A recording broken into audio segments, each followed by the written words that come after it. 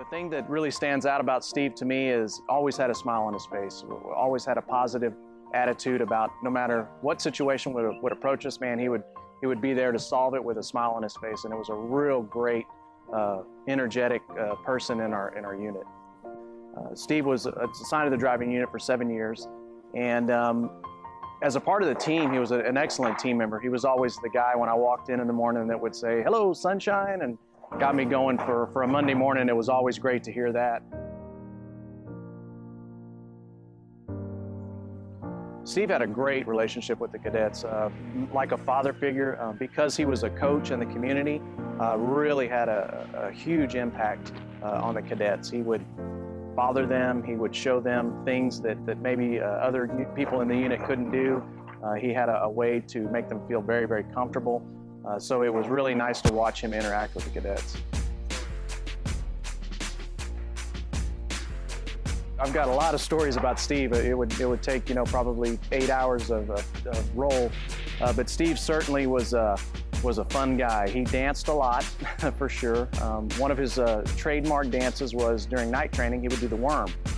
So it was always fun to sit up at the driving tower and watch him through the lights of the red and blue flashing police cars and see him do the worm through the intersection. The cadets loved it. You'd get a big roar from the cadets. So Steve would come in and say, "Hey, Joel, it's lunchtime." And I'd say, "Man, I brought my lunch." And he'd say, "Come on." He'd walk out of the room. Then he'd come back and say, "Come on, I know you changed your mind." And I said, "No, man, I can't. I'm trying to watch what I'm eating, and I really want to eat this salad that I brought."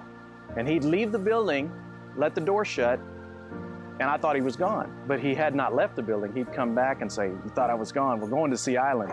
And I'd end up giving in and going to Sea Island with him. So Steve had a great personality for any adversity that we had, with the exception of computers. Steve did not like computers. Anytime the computer wouldn't work, boy, he would lose it. And that's the only time we would see him lose it. So sometimes we would, play some tricks on him to get him to lose it with the computer.